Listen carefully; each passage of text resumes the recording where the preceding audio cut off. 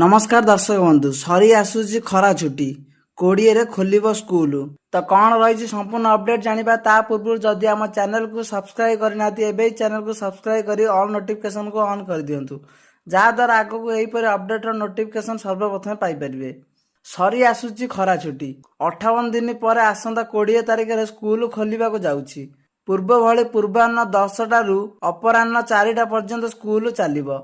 शिक्षयित्री शिक्षक सकाळ 9:30 सुधा स्कूल रे पहुंचते एवं अपराह्न 4:30 जाए कंपास रे उपस्थित रहिबे।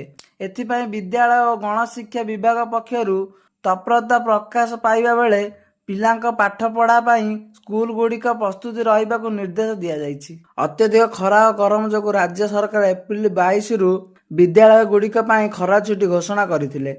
23 तारिख रु स्कूल बंद रहिथिला। तेबे स्कूल खोलिबा पर पिलांक पाठपढ़ा जेपरि स्वाभाविक हेबो और 2025-26 शिक्षा वर्ष ठीक भाव परिचालित होई परिबो सेनै विद्यालय प्रधान शिक्षयित्री एवं प्रधान शिक्षकक उपरे अधिक दायित्व न्यस्त करा जाइछि। सेहीपरि शिक्षयित्री शिक्षक ऑफिस कर्मचारी सफाई कर्मचारी रोसेया जून 19 रु विद्यालय रे जोग देबाकु जिला शिक्षा अधिकारी पक्षरु चिट्ठी करा जाइछि। सेमाने विद्यालय जोग दे क्लासरूम एवं विद्यालय परिसर सफा करिवे।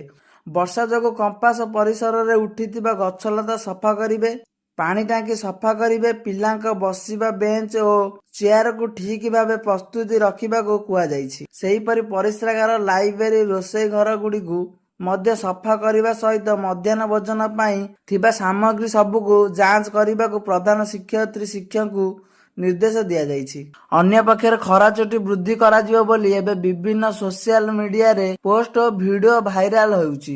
याकु नै छात्र छात्री और अभिभावक द्वंद्व रे पड़िछंती। विभिन्न सोशल मीडिया पोस्ट रे हईजा कोविड और गुळुगुळी आदि भिन्न भिन्न कारण दर्शा जाइछि। तेबे एनै विद्यालय और गणशिक्षा विभाग पक्षरु कौनसी विज्ञप्ति प्रकाश पाई नथिबा बेले यह एक गुजब बोली कुआ जाइछि।